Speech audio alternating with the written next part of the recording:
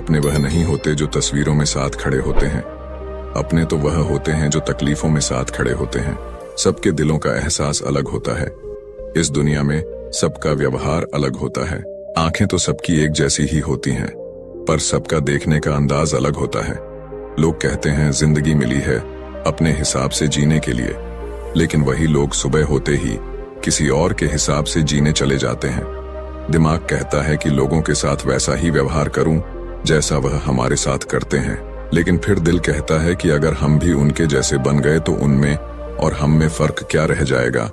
हासिल कर एक मुकाम नया वक्त बदल जाता है, इंसान बदल जाते हैं, वक्त वक्त पर रिश्तों के अंदाज बदल जाते हैं। कभी कह दिया अपना तो कभी कर दिया पराया, दिन और रात की तरह। पुराने समय की बात है। एक महान विद्वान ब्राह्मण थे जिसका नाम आचार्य त्रिपाठी था। आचार्य के परिवार में सिर्फ वह, उसकी पत्नी और उनका एक छोटा बेटा था। आचार्य का अधिकांश समय अध्ययन और लेखन में ही व्यतीत होता था। उन्होंने कई महत्वपूर्ण पुस्तकें और ग्रंथों की रचना की थी, परंतु अपने लेखन और ज्ञान में इतने व्यस्त रहते थे कि अपने इकलौते पुत्र अर्पण पर ध्यान देने का समय ही नहीं मिल पाता था। एक दिन आचार्य की पत्नी ने उनसे कहा, क्या आपको अपने इकलौते पुत्र से कोई प्रेम ममता है या नहीं? पूरे दिन आप बस अध्ययन और लेखन में ही व्यतीत करते हैं। आचार्य ने उत्तर दिया, मेरे पास इन भावनाओं के लिए समय कहां है।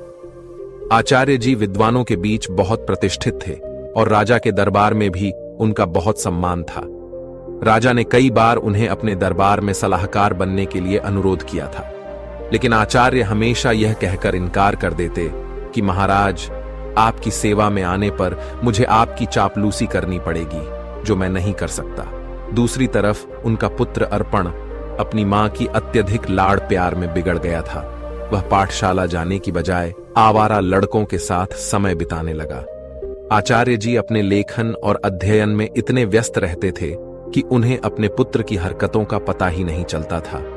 अर्पण ने जुआ खेलना शुरू कर दिया और समय के साथ मदिरा पान भी करने लगा।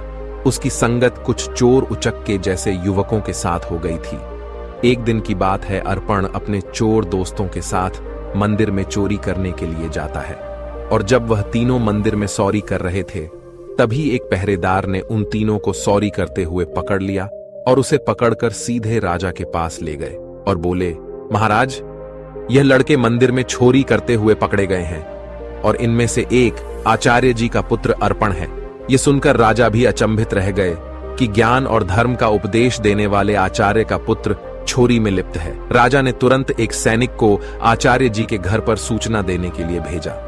सैनिक ने जाकर कहा, आचार्य जी, आपका बेटा राजमहल में है, उसे मंदिर में चोरी करते हुए पकड़ा गया है।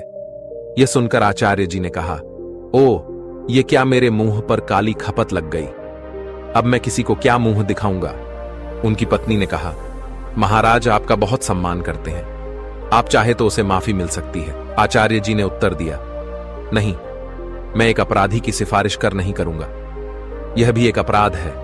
उसकी पत्नी ने धमकी दी, अगर आप राजा के पास नहीं जाएंगे तो मैं अपनी जान दे दूंगी। इस प्रकार आचार्य जी ने अपने सिद्धांतों के आगे झुकने से इनकार कर दिया, और यही उनके व्यक्तित्व की महानता को दर्शाता है। आचार्य ने भारी मन से कहा, ओह, तुम्हारी इस जिद की वजह से मुझे राजा के पास जाना ही पड़ेगा। पत्नी की बात मानकर अनिच्छा के बावजूद वे राजमहल पहुंचे। दरबार में उन्होंने राजा से निवेदन किया, राजन, मेरा पुत्र अभी नाबालिग है, उसे क्षमा कर दीजिए। राजा ने गंभीरता से जवाब दिया, यदि ऐसी बात है तो आपको राज दरबार में सभी के सामने मुझसे सार्वजनिक रूप से माफी मांगनी होगी, तभी मैं आपके बेटे को माफ कर सकता हूं। आचार्य ने सिर झुकाकर कहा, ठीक है राजन, मैं भरे दरबार में आपसे अपने बेटे के लिए क्षमा याचना करता हूं। आचार्य की इस विनती पर राजा ने उनके बेटे को इस शर्त पर माफ कर दिया कि भविष्य में वह कोई अपराध नहीं करेगा। परंतु इस घटना के बाद आचार्य जी की प्रतिष्ठा में धक्का लग गया। वे जहां भी जाते लोग उसे कहते कि आचार्य का बेटा चोर और उचक्के है। ये सब सुनकर आचार्य जी को बहुत दुख होता। इस अपमान और बेइज्जती के चलते आचार्य जी अब बीमार रहने लगे। उनके स्वास्थ्य पर इसका गहरा असर पड़ा। बेटा तो घर आ गया, लेकिन चोरी की उसकी आदत गई नहीं। उसने आचार्य जी की किताबें उठाकर बेचना शुरू कर दिया। एक दिन आचार्य जी ने पूछा, मेरी पुस्तकें कहां गई? तो बेटे ने लापरवाही से कहा, पिताजी मैंने घर का कोड़ा कचरा साफ कर दिया। आचार्य क्रोधित होकर बोले, अरे निकम्मे, तूने मेरा सर्वनाश कर दिया बेटा। उसे स्वर में बोला, आप तो हमेशा मुझे कोसते ही रहते हैं। मुझे लगा वो किताबें किसी काम की नहीं, इसलिए मैंने उसे बेच दिया। आचार्य जी ने उसे ज्यादा कुछ कहा नहीं। समय बीतने के साथ साथ आचार्य की बीमारी और गंभीर होती गई। वे चिंतित थे कि उनके बाद उनकी पत्नी और आवारा बेटे का क्या होगा। वे बीमार थे, फिर भी एक महत्वपूर्ण ग्रंथ की रचना कर रहे थे। वे सोचते, मैं यह ग्रंथ पूरा करके ही मरूंगा। बीमारी के बावजूद वे दिन रात लिखते रहे और एक दिन उनका यह ग्रंथ पूरा हो गया। उन्होंने सोचा, मेरा ग्रंथ तो पूरा हो गया है, लगता है मेरे जीवन के दिन भी पूरे हो गए हैं। उस दिन उन्होंने अपने बेटे को पास बुलाया और कहा, बेटा अभी भी समय है, तुम संभल सकते हो, अपने आप को काबिल बना सकते हो। उन्होंने अपना लिखा हुआ ग्रंथ बेटे को देते हुए कहा, बेटा तुम्हारी बर्बादी मेरी ही लापरवाही का नतीजा है। यह अमूल्य ग्रंथ संभाल कर रखो, तुम्हें देने के लिए मेरे पास कुछ और नहीं है। अर्पण ने वह ग्रंथ की पोथी अपने पास रखी, परंतु मन ही मन वह सोच रहा था, मैं इस पोथी का क्या करूंगा? मुझे पढ़ना लिखना तो आता ही नहीं। अगर पिताजी ने कुछ पैसे देते तो बात भी थी। अगले दिन सुबह आचार्य का देहांत हो गया। उनकी मृत्यु के बाद उनके परिवार पर मानो दुखों का पहाड़ टूट पड़ा था, परंतु अर्पण को इस बात की कोई चिंता नहीं थी। वह तो अपने पिताजी के सामान में धन की तलाश करने लगा। पिताजी ने मेरे लिए एक कौड़ी भी नहीं छोड़ी। अर्पण निराश होकर बैठ गया। कुछ समय और बीता तो मां बेटे की हालत इतनी खराब हो गई कि खाने के भी लाले पड़ने लगे। एक दिन मां ने तंग आकर बेटे से कहा, बेटा कुछ काम धंधा करके लाओ, नहीं तो हम भूख मर जाएंगे। अर्पण ने उदास मन से जवाब दिया, मां मुझ जैसे अनपढ़ और बदनाम को कौन काम देगा? यह सुनकर मां ने सोचा, क्यों ना मैं राजा के पास जाऊं। मेरे पति का राजा बहुत सम्मान करते थे, शायद वह हमारी मदद कर दे। ये सोचकर वह राज दरबार पहुंची और राजा से गुहार लगाई, महाराज हम भूखों मर रहे हैं, हमारी मदद कीजिए। राजा ने खड़े स्वर में कहा, क्या मदद? तुम्हारे पति को मैंने बहुत बार सलाहकार बनने के लिए अनुरोध किया था, लेकिन आचार्य हमेशा यह कहकर इनकार कर देते कि महाराज आपकी सेवा में आने पर मुझे आपकी चापलूसी करनी पड़ेगी, जो मैं नहीं कर सकता। राजा ने कहा, तुम्हारा बेटा अब कमाने लायक है, मैं तुम्हारी कोई मदद नहीं कर सकता। निराश होकर मां घर लौट आई। घर पहुंचकर अर्पण ने मां को अपने पिता की दी हुई पोथी दिखाते हुए पूछा, मां पिताजी ने यह पोथी मुझे क्यों दी? मां ने दुखी स्वर में कहा, बेटा यह तेरे पिता की ज्ञान की आखिरी निशानी है। अर्पण ने उस पोथी को पढ़ने की कोशिश की, पर वह उसके लिए काला अक्षर भैंस बराबर थी। कुछ सोचकर वह अपने पड़ोस के रामू काका के पास गया और बोला, रामू काका आप तो पढ़े लिखे हैं, क्या आप मुझे इस पोथी का मतलब बता सकते हैं? रामू काका ने पोथी खोलकर देखा और बोले, इसमें तो बहुत कठिन श्लोक लिखे हैं, इनका अर्थ तो कोई महापंडित ही बता सकता है। अर्पण निराश होकर वापस लौट आया। उसने कई जगह काम ढूंढने की कोशिश की, पर अपनी बुरी छवि के कारण किसी ने उसे काम पर रखने से इनकार कर दिया। वह जहां भी जाता लोग उसे दुत्कार कर भगा देते थे। इस बीच उसकी मां भूख और बीमारी से कमजोर होती चली गई। अपनी मां की लाचारी और उसकी भूख को देखकर अर्पण ने खाने का इंतजाम करने की ठानी और घर से निकल पड़ा। चलते चलते उसकी नजर एक बगीचे पर पड़ी जिसमें फलों के पेड़ लगे हुए थे। उससे रहा न गया और वह बगीचे के अंदर चला गया। अर्पण ने जल्दी से कुछ फल तोड़े, लेकिन तभी बगीचे का पहरेदार वहां आ गया। सहयोग से वह बगीचा महाराज का था। एक बार फिर अर्पण को पकड़कर महाराज के सामने पेश कर दिया गया। पहरेदार ने कहा, महाराज यह आपके बगीचे से फल चुरा रहा था। राजा ने गुस्से में कहा, अरे तुम्हारी अब तक आंखें नहीं खुली, तुमने फिर से चोरी की। अर्पण गिर गिर कर बोला, महाराज मैं कई दिनों से भूखा हूं। राजा ने कड़क आवाज में कहा, चुप हो जाओ, अगर तुम आचार्य के पुत्र ना होते तो तुम्हें सूली पर चढ़ा देता। तुम्हारी यही सजा है कि तुरंत मेरा राज्य छोड़ दो। वह बेचारा कह भी नहीं पाया कि वह भूख से लाचार है। राज्य से निकाले जाने की सजा पाकर जब बेचारा अर्पण घर लौटा तो उसकी मां की मृत्यु हो चुकी थी, क्योंकि कई दिनों से उसने कुछ नहीं खाया था और उसे हमेशा चिंता सताती रहती कि मेरे जाने के बाद मेरे बेटे का क्या होगा। दुखी मन से उसने अपनी मां का अंतिम संस्कार किया और राज्य छोड़ने का निश्चय कर लिया।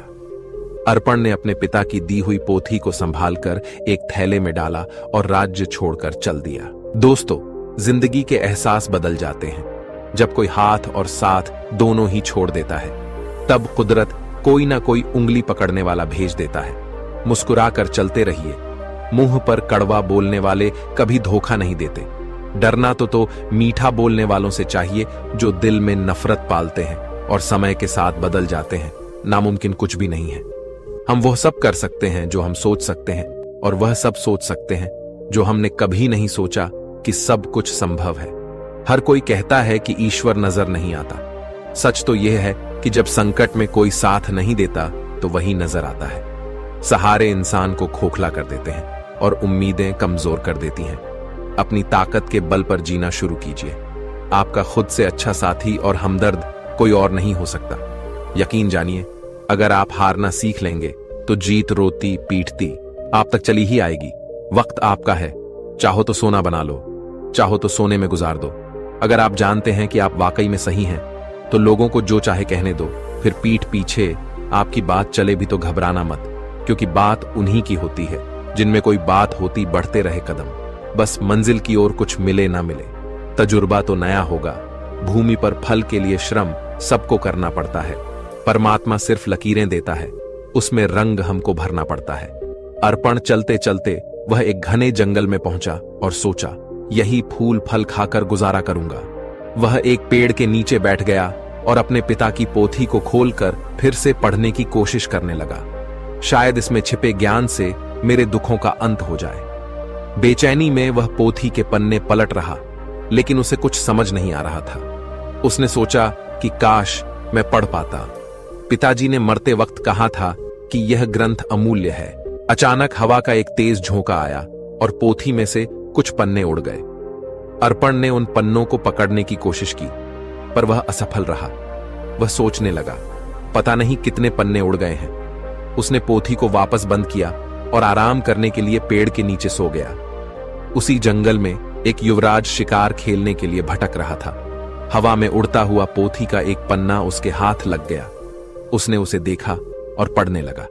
किसी ने सुंदर हस्तलिपि में संस्कृत का श्लोक लिखा है, किंतु मैं संस्कृत नहीं जानता। कुछ सोचकर युवराज ने वह पन्ना अपनी जेब में रख लिया और शिकार की तलाश में आगे बढ़ गया। तभी उसकी नजर एक हिरण पर पड़ी और वह उसका पीछा करने लगा।